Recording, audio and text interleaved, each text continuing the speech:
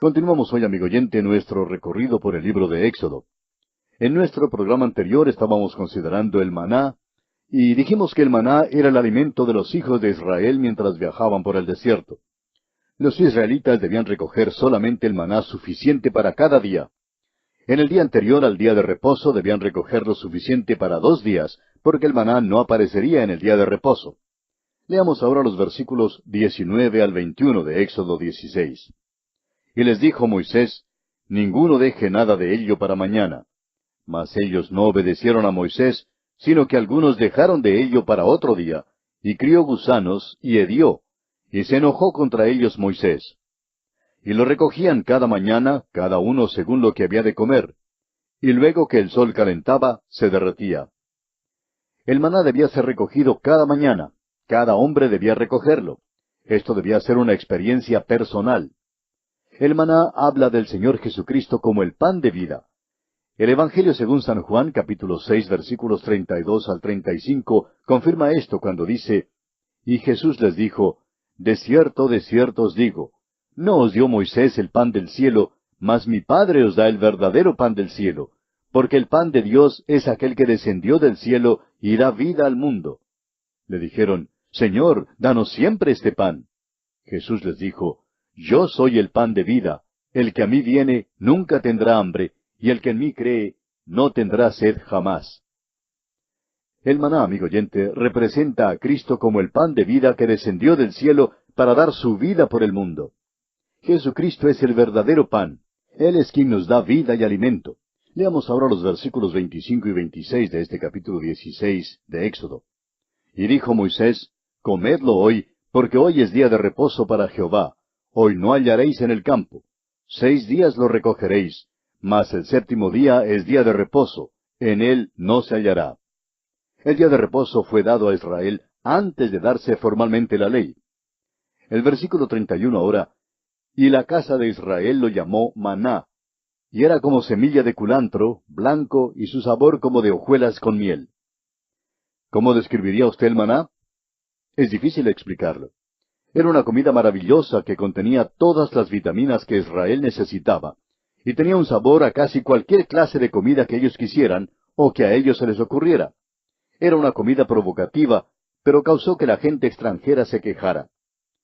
En el libro de Números, capítulo 11, versículos 4 y 5, se relata un incidente que nos ayuda a comprender correctamente en cuanto al maná. Dice en este pasaje, y la gente extranjera que se mezcló con ellos tuvo un vivo deseo, y los hijos de Israel también volvieron a llorar y dijeron, ¿quién nos diera a comer carne? Nos acordamos del pescado que comíamos en Egipto de balde, de los pepinos, los melones, los puerros, las cebollas y los ajos. Hasta aquí el pasaje de Números capítulo 11. La gente extranjera deseaba estos alimentos en el desierto, estando lejos de la tierra de Egipto.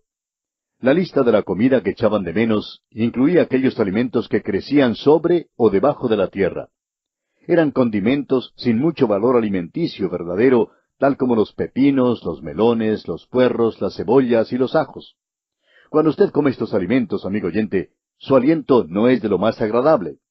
Alguien ha dicho que comer una manzana por día mantiene alejado al doctor, pero si usted come una cebolla por día, mantiene alejado a todo el mundo. Estos son los alimentos que comen los del mundo. No satisfacen porque no son sino condimentos. La gente extranjera se acordó de lo que comían en Egipto y lo echaban mucho de menos. Ahora, en Números 11, otra vez, versículo 6, leemos, Y ahora nuestra alma se seca, pues nada sino este maná ven nuestros ojos. Se quejaban de que no había nada para comer sino el maná. Ahora el versículo siguiente de Números 11, el versículo 7 dice, Y era el maná como semilla de culantro, y su color como color de bedelio. Es como si Dios estuviera diciendo, Vea pues, estas personas menosprecian la comida mía, la cual es como el pollo frito, los helados y el postre, todos reunidos en uno. El maná no era una comida monótona, pero la gente extranjera no quería comerla. Números capítulo 11, versículo 8, continúa diciendo, El pueblo se esparcía y lo recogía, y lo molía en molinos, o lo majaba en morteros, y lo cocía en caldera, o hacía de él tortas. Su sabor era como sabor de aceite nuevo. Fíjese usted, podían molerlo, majarlo, cocerlo en caldera, o preparar un plato cocido en cacerola. Probablemente publicaron un libro de recetas para la cocina con 1001 recetas. Los israelitas, sin embargo, menospreciaban la comida celestial de Dios y se quejaban de tener que comerla. Se cansaron de comer el maná. Anhelaban las ollas de carne de Egipto. Querían volver a aquello de lo cual habían sido liberados. De vez en cuando querían hacer un recorrido hacia Egipto para conseguir los puerros y los ajos. Hay cristianos hoy en día que necesitan desprenderse del mundo. Un cristiano no debe seguir viviendo en el mundo. No debe seguir comiendo la comida de Egipto y viviendo de las cosas de Egipto. Si hace esto, no puede servir a Dios, no puede vivir para Dios, no tendrá la paz de Dios en su corazón. Debe haber un rompimiento total con Egipto. El secreto de vivir para Dios se encuentra en vivir del maná verdadero que desciende del cielo, el Señor Jesucristo. El maná habla del Señor Jesucristo como el pan de vida. El Evangelio de Juan, capítulo 6, versículos 32 al 35, confirma esto. Y Jesús les dijo, de cierto os digo, no os dio Moisés el pan del cielo, mas mi Padre os da el verdadero pan del cielo. Porque el pan de Dios es aquel que descendió del cielo y da vida al mundo. Le dijeron, Señor, danos siempre este pan. Jesús les dijo, yo soy el pan de vida. El que a mí viene nunca tendrá hambre, y el que en mí cree no tendrá sed jamás. Volvamos ahora a nuestro capítulo que estamos considerando, el capítulo 16 de Éxodo, y leamos los versículos 32 y 33. Y dijo Moisés, esto es lo que Jehová ha mandado. Llenad un gomer de él, y guardadlo para vuestros descendientes, a fin de que vean el pan que yo os di a comer en el desierto, cuando yo os saqué de la tierra de Egipto. Y dijo Moisés a Aarón, toma una vasija y pon en ella un gomer de maná, y ponlo delante de Jehová, para que sea guardado para vuestros descendientes. En el arca del testimonio, que se describe en gran detalle en la parte final del libro de Éxodo, se colocó una vasija de maná. En realidad en el arca se colocó tres cosas. Primero, la vara de Aarón que había reverdecido. En segundo lugar, la vasija de maná.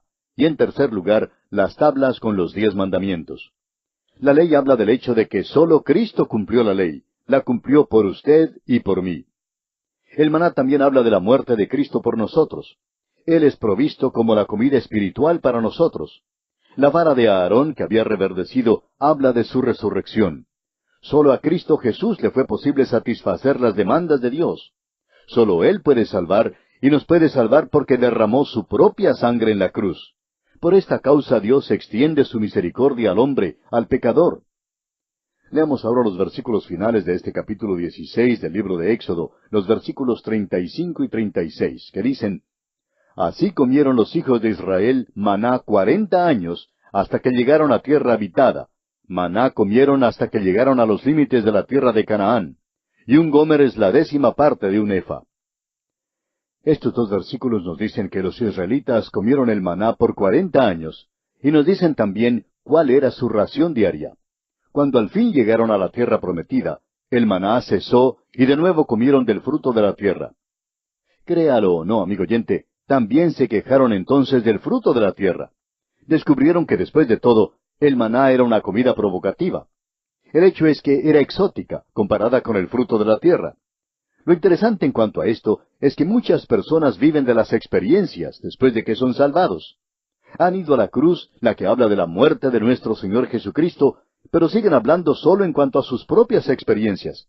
Cuando se paran para dar un testimonio, simplemente hablan de sus experiencias.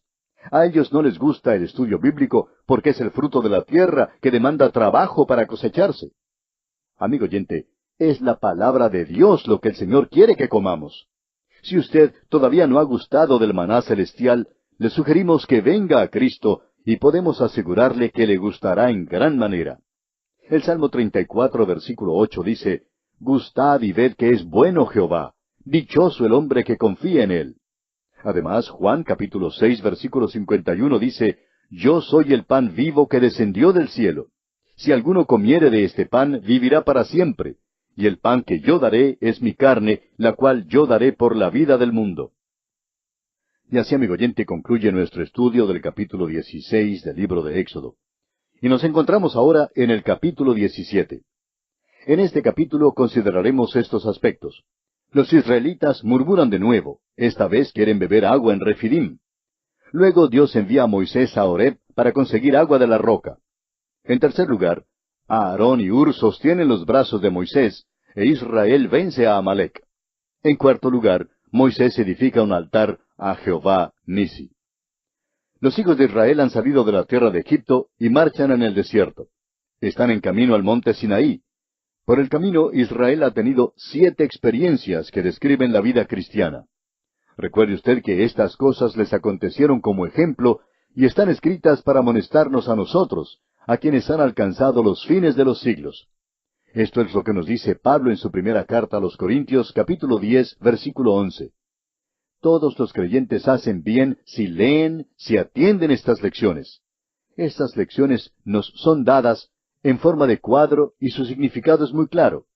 Al viajar por el desierto, los hijos de Israel tienen sed y de nuevo murmuran. Leamos los primeros 3 versículos de este capítulo 17 de Éxodo.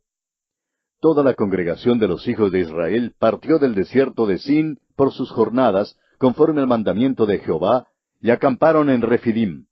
Y no había agua para que el pueblo bebiese. Y altercó el pueblo con Moisés y dijeron, Danos agua para que bebamos. Y Moisés les dijo, ¿Por qué altercáis conmigo? ¿Por qué tentáis a Jehová? Así que el pueblo tuvo allí sed y murmuró contra Moisés y dijo, ¿Por qué nos hiciste subir de Egipto para matarnos de sed a nosotros, a nuestros hijos y a nuestros ganados? Los hijos de Israel se quejaban todo el tiempo. Tan pronto les falta algo, ya empiezan a quejarse. Dios bondadosamente suple su necesidad y al presentarse algo nuevo empiezan a llorar, a quejarse y a culpar a otros. Creemos que Moisés se está poniendo un poquito impaciente con Israel. Veamos el versículo 4 de Éxodo 17. Entonces clamó Moisés a Jehová, diciendo, ¿Qué haré con este pueblo? De aquí a un poco me apedrearán. A estas alturas es probable que Moisés esté listo a entregar su trabajo a otro. Moisés está desconcertado a causa de las murmuraciones de Israel. Muchas iglesias que se creen sanas y robustas se encuentran en la misma condición espiritual. Fíjese ahora, amigo oyente, en la provisión de Dios para Israel. Leamos el versículo 5. Y Jehová dijo a Moisés, Pasa delante del pueblo, y toma contigo de los ancianos de Israel, y toma también en tu mano tu vara con que golpeaste el río, y ve. Esta es la misma vara que le fue dada a Moisés cuando regresó a Egipto. Debía ser el poder de Moisés y el símbolo de su autoridad. Ahora los versículos 6 y 7 de Éxodo 17 dicen, He aquí que yo estaré delante de ti allí sobre la peña en Horeb, y golpearás la peña, y saldrán de ella aguas, y beberá el pueblo. Y Moisés lo hizo así en presencia de los ancianos de Israel. Y llamó el nombre de aquel lugar Masa y Meriba, por la rencilla de los hijos de Israel, y porque tentaron a Jehová, diciendo, ¿Está pues Jehová entre nosotros o no? Esta es la primera mención de la peña y las aguas que salen de aquella peña. Ahora, ¿qué representa la peña? No se nos deja solo a nuestra conjetura, ni a especulaciones, ni a nuestra sabiduría. La peña, amigo oyente, es el Espíritu Santo de Dios, según lo explica el apóstol Pablo en su primera carta a los Corintios, capítulo 10, versículos 1 al 4, donde dice, Porque no quiero, hermanos, que ignoréis que nuestros padres todos estuvieron bajo la nube, y todos pasaron el mar, y todos en Moisés fueron bautizados en la nube y en el mar, y todos comieron el mismo alimento espiritual, y todos bebieron la misma bebida espiritual, porque bebían de la roca espiritual que los seguía, y la roca era Cristo. El pan que Israel comía era el maná, el cual era un cuadro de Cristo, el pan de vida. Cristo también es el agua de vida, y la roca describe a Cristo. Los israelitas debieron edificar su fundamento sobre esta roca que es sólida, pero dudaron a Dios y estaban edificando su fundamento sobre lo que se desvanecería. Israel se apoyaba en telarañas y en cañas rotas, y su nube de dudas les escondía la cara de Dios. La roca es un retrato bello del Señor Jesucristo y apoyado por las Escrituras. El Salmo 61:2 dice, Desde el cabo de la tierra clamaré a ti cuando mi corazón desmayare. Llévame a la roca que es más alta que yo. De nuevo el salmista dice en el Salmo 78:35, Y se acordaban de que Dios era su refugio y el Dios Altísimo su Redentor. Luego en Mateo capítulo 16, versículo 18, el mismo Señor Jesucristo dijo, Y yo también te digo que tú eres Pedro, y sobre esta roca edificaré mi iglesia, y las puertas del Hades no prevalecerán contra ella. Luego Pedro nos dice en su primera epístola, capítulo 2, versículos 6 al 8, por lo cual también contiene la Escritura, He aquí pongo en Sión la principal piedra del ángulo, escogida, preciosa, y el que creyere en él no será avergonzado. Para vosotros, pues, los que creéis, él es precioso.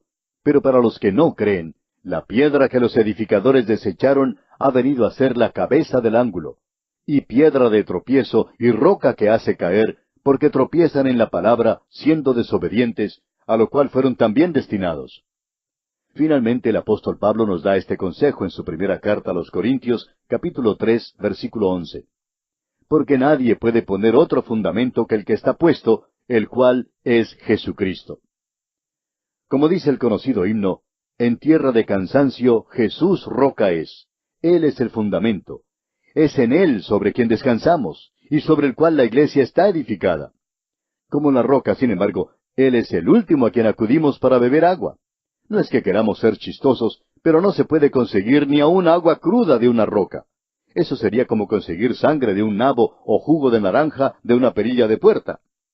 Cristo es la roca, y usted bien se puede admirar de su calidad genuina y de su durabilidad. Hay grandes lecciones para ser aprendidas de la roca para el mejoramiento de su vida cristiana. Se puede probarla y analizarla, pero no se la puede beber. Jesús es una roca, pero ni su vida hermosa ni su durabilidad le salvarán a usted. Sus enseñanzas no redimirán su alma. Su vida y sus enseñanzas son como esculturas de mármoles pulidos, y si usted, amigo oyente, las aplicara a su vida con sumo cuidado, todavía no hallaría la salvación. La aplicación de los principios enseñados por el Señor Jesucristo pueden pulirlo a usted un poco, pero Él todavía es aquella roca contra la cual se puede estrellar el pie. Se puede caer sobre la roca, la cual es Cristo Jesús, para recibir la salvación, pero ningún esfuerzo humano es capaz de conseguir agua de esta roca. Fue solamente cuando la roca fue golpeada, cuando salió el agua que da vida. Jesús fue crucificado, y sólo el creer que Él murió en su lugar y que llevó sus pecados en aquella cruz, le salvará a usted. La roca golpeada es así un cuadro de la muerte de Jesucristo. En el libro de Números se nos dice por segunda vez que los hijos de Israel se quejaron de que no tenían agua. La primera vez que Israel murmuró en cuanto a tener sed, Dios le dijo a Moisés que golpeara la peña, y las aguas manaron a borbotones. En Números, sin embargo, Dios le dio unas instrucciones diferentes a Moisés. Dios dice a Moisés, toma la vara y reúne la congregación, tú y a Aarón tu hermano, y note usted, hablad a la peña a vista de ellos. Y ella dará su agua, y le sacarás aguas de la peña, y darás de beber a la congregación y a sus bestias. Moisés tenía que hablar a la peña, porque la peña ya había sido golpeada. Cristo fue crucificado hace 2000 años, y cuando Él dijo en la cruz, consumado es, fue consumado de veras. Cristo no debe ser crucificado de nuevo. Dios está satisfecho con lo que Jesús ya hizo por usted. La pregunta es, ¿está usted satisfecho con la obra que Cristo hizo por usted en la cruz? Él murió para salvarlo a usted, amigo oyente. Todo lo que Dios exige es que usted crea en su Hijo Jesucristo. Desde la peña, Cristo Jesús, manan las bendiciones espirituales hoy en día. Las aguas de bendición manan a borbotones para aliviar los labios abrasados de sed. El apóstol Pablo nos dice en Efesios 1:3, bendito sea el Dios y Padre de nuestro Señor Jesucristo, que nos bendijo con toda bendición espiritual en los lugares celestiales en Cristo.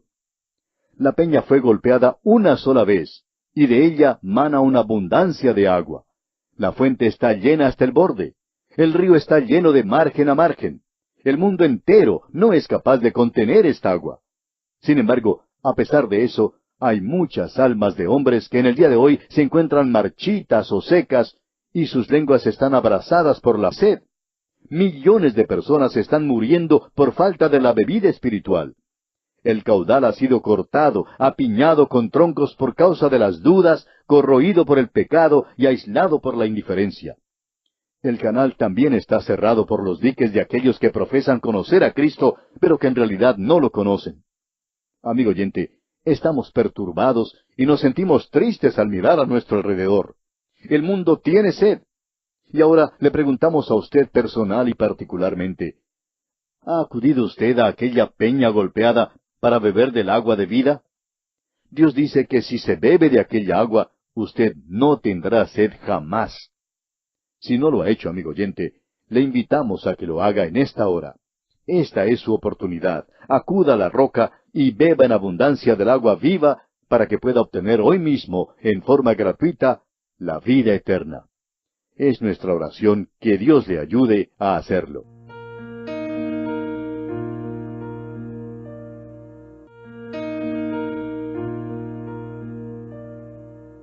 Continuamos hoy estudiando el capítulo 17 del libro de Éxodo, y vamos ahora a considerar el aspecto de la contienda con Amalec. Durante su marcha por el desierto, los israelitas tropezaron con los amalecitas, quienes representan nuestra naturaleza carnal en la Escritura. Esta próxima experiencia es todavía otra lección que haremos bien en aprender. Leamos ahora los versículos 8 al 10 de este capítulo 17 del libro de Éxodo que seguimos estudiando. Entonces vino Amalec y peleó contra Israel en Refidim. Y dijo Moisés a Josué, escógenos varones y sal a pelear contra Amalec.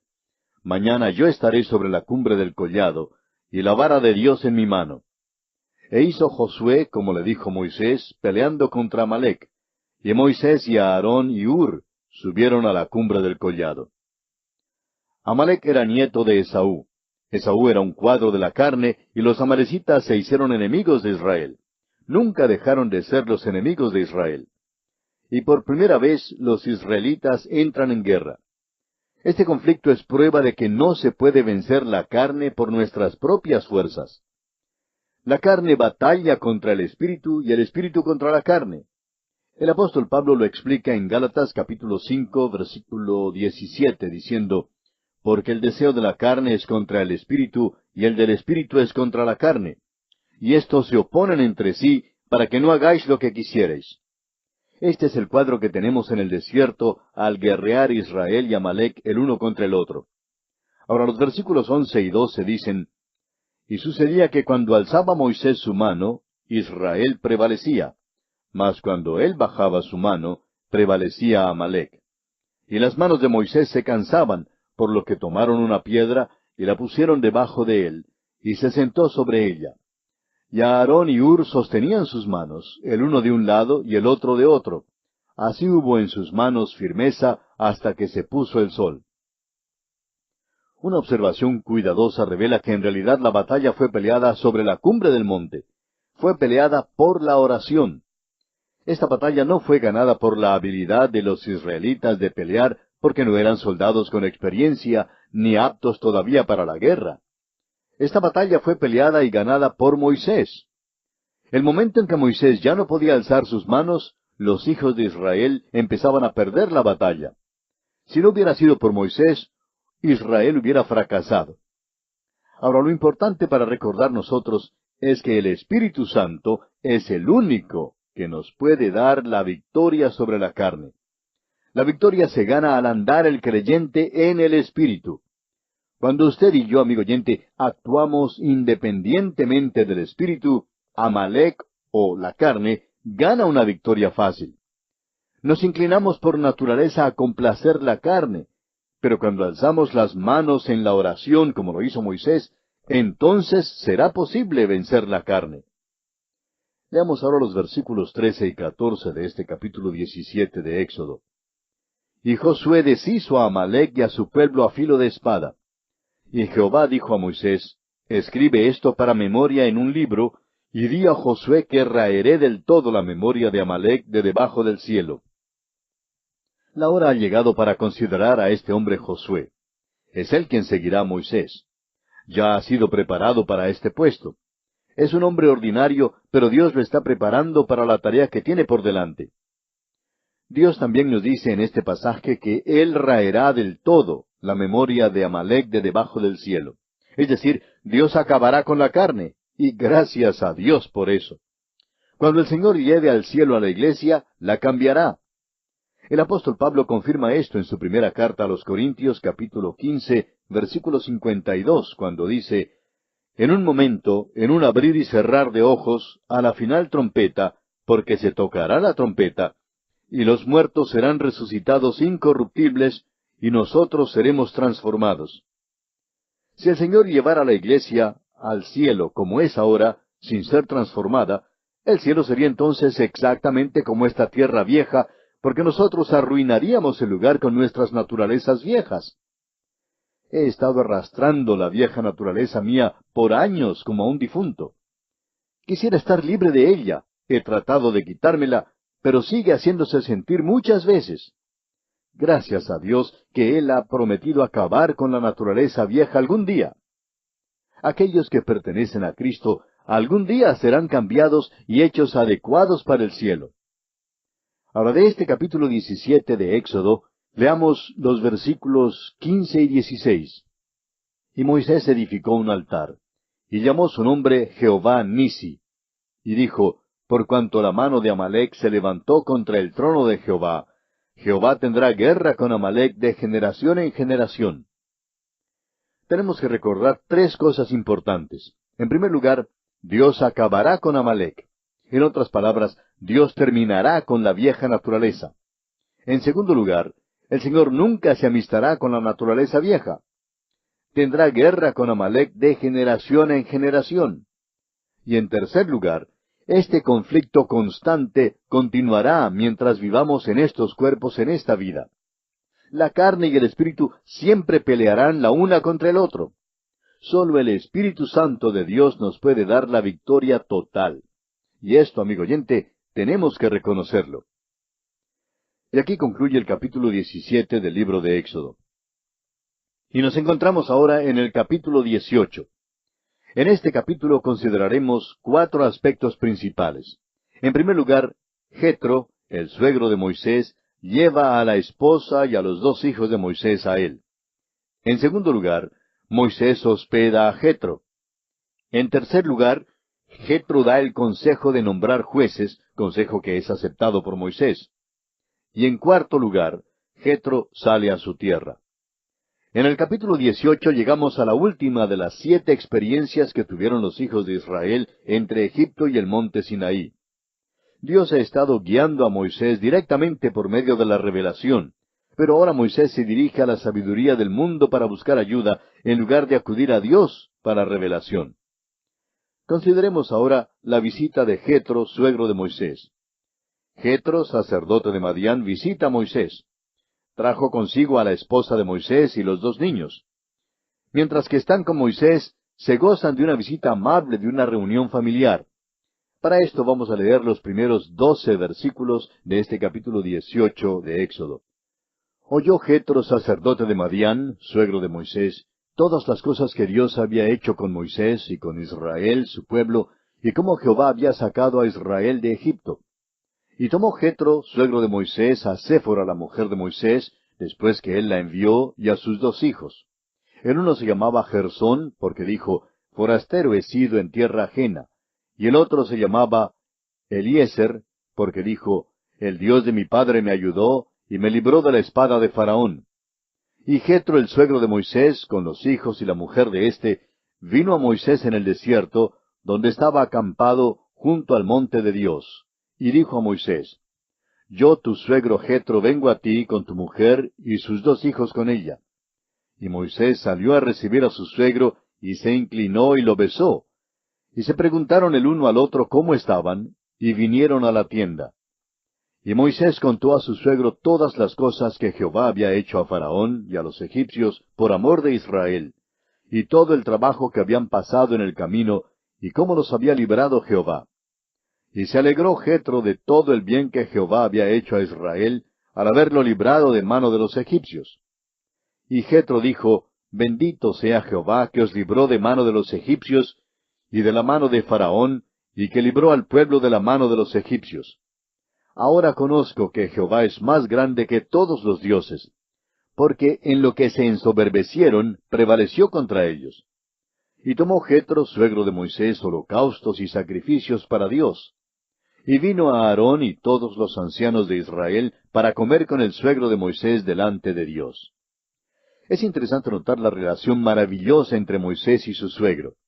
Parece ser muy íntimo. Moisés le informa de todo lo que Dios ha hecho en guiar a los israelitas en su salida de Egipto. Jetro manifiesta un gran interés en todo lo que Moisés le cuenta. El hecho es que cuando Moisés salió para darles la bienvenida, besó a su suegro, pero nada se dice en cuanto a Moisés besando a su esposa. Este pasaje tampoco dice nada en cuanto a Moisés alegrándose al ver a sus hijos. Todo parece confirmar nuestra conclusión previa de que la relación familiar de Moisés no era como debía ser. Otra cosa de interés es el cambio en Jetro. Es probable que fuera escéptico en Madián, cuando Moisés anunció que iba a librar a los israelitas de su servidumbre en Egipto. Estamos seguros que Jetro les dijo a sus vecinos: «No sé qué le ha pasado a mi yerno, tiene ideas grandes. Él cree que Dios le ha llamado para librar a los israelitas de Egipto. Simplemente no creo que Dios al cual sirve él pueda hacer eso». Bueno, Dios sí lo hizo. Y al parecer esto trajo a Jetro a un conocimiento salvador de Dios. Esto se deja ver por el hecho de que ofreció holocaustos y sacrificios a Dios. Veamos ahora que el consejo de Jetro de nombrar jueces es aceptado por Moisés. Leamos los versículos 13 al 27 de Éxodo 18. Aconteció que al día siguiente se sentó Moisés a juzgar al pueblo. Y el pueblo estuvo delante de Moisés desde la mañana hasta la tarde.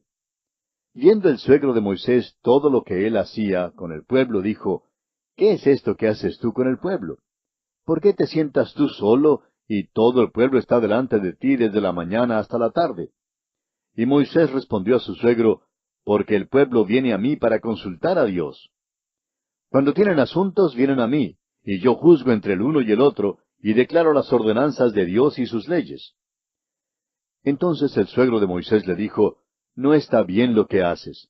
Desfallecerás del todo, tú y también este pueblo que está contigo, porque el trabajo es demasiado pesado para ti. No podrás hacerlo tú solo. Oye ahora mi voz, yo te aconsejaré, y Dios estará contigo. Está tú por el pueblo delante de Dios, y somete tú los asuntos a Dios. Y enseña a ellos las ordenanzas y las leyes, y muéstrales el camino por donde deben andar, y lo que han de hacer. Además, escoge tú de entre todo el pueblo varones de virtud, temerosos de Dios, varones de verdad, que aborrezcan la avaricia, y ponlos sobre el pueblo por jefes de millares, de centenas, de 50 y de 10. Ellos juzgarán al pueblo en todo tiempo, y todo asunto grave lo traerán a ti, y ellos juzgarán todo asunto pequeño. Así aliviarás la carga de sobre ti, y la llevarán ellos contigo. Si esto hicieres, y Dios te lo mandare, tú podrás sostenerte, y también todo este pueblo irá en paz a su lugar». Y oyó Moisés la voz de su suegro, e hizo todo lo que dijo. Escogió Moisés varones de virtud entre todo Israel, y los puso por jefes sobre el pueblo, sobre 1000, sobre 100, sobre 50 y sobre 10. Y juzgaban al pueblo en todo tiempo. El asunto difícil lo traían a Moisés, y ellos juzgaban todo asunto pequeño. Y despidió Moisés a su suegro, y éste se fue a su tierra. Jetro sugirió que se nombraran jueces para ayudar a Moisés a atender los problemas del pueblo. Alguien dirá: «Bueno, ¿y qué tiene de malo su sugerencia?». Bien, de momento todo parece ser bueno. Es obvio que el suegro de Moisés lo amaba y que tenía respeto por él, y que hasta era un entusiasta en cuanto a él. Trajo a la esposa e hijos de Moisés con él, y pasaron unos días visitando a Moisés. Jetro vio cuán ocupado estaba Moisés, y se presenta con una sugerencia para ayudar a aliviar su carga. Una cosa debe ser recordada, y es que hay dos clases de sabiduría en el mundo: la sabiduría de Dios y la sabiduría de este mundo. La proposición de Jetro fue basada en la sabiduría de este mundo. Cuando uno sigue el ejemplo del mundo, no mira a Dios.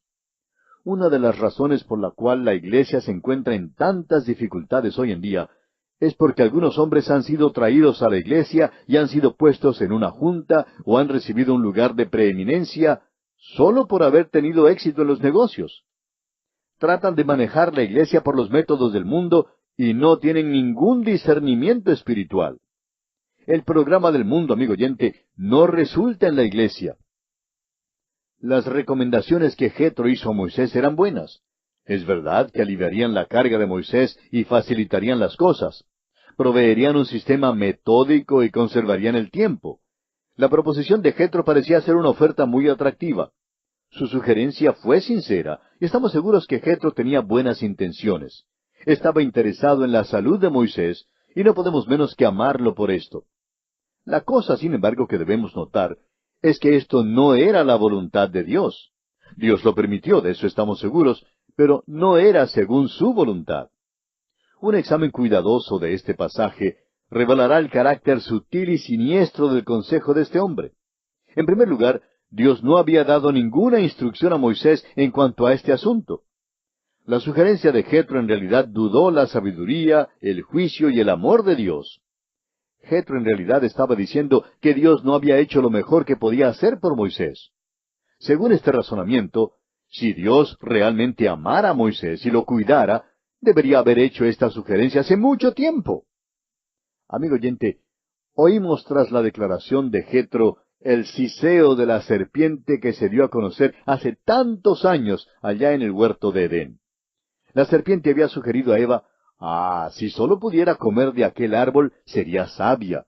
Pero Dios no le ha permitido comer de él. Dios no está haciendo lo mejor que podría hacer por usted. Ahora, la segunda cosa que debemos notar es que Dios ha estado tratando directamente con Moisés. Estaba equipándolo para la gran tarea de librar a Israel. Dios no quería que entrara un tercero, no quería que otros fueran incluidos que disiparan o aislaran el paso del poder de Dios para llegar directamente a Moisés. Recuerde que Dios habló cara a cara con Moisés. Hay muchas personas que no les gustaría negociar directamente con Dios. Más bien les gusta tratar con otras personas.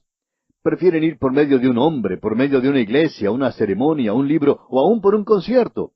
Todas estas cosas tienen su lugar, pero debemos ir directamente a Dios. Amigo oyente, Él quiere que usted como individuo llegue y no un gentío. Lo tercero en lo cual debemos fijarnos al considerar este pasaje es que la organización creada por la sugerencia de Jetro fue reemplazada por Dios mismo. Veamos la acertada decisión de Dios en el libro de Números capítulo 11, versículo 16, que dice, Entonces Jehová dijo a Moisés, Reúneme 70 varones de los ancianos de Israel, que tú sabes que son ancianos del pueblo y sus principales, y tráelos a la puerta del tabernáculo de reunión, y esperen allí contigo. Y yo descenderé y hablaré allí contigo, y tomaré del espíritu que está en ti, y pondré en ellos.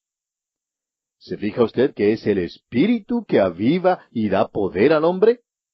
Hay quienes creen que lo que le hace falta a la iglesia para tener éxito son métodos adecuados.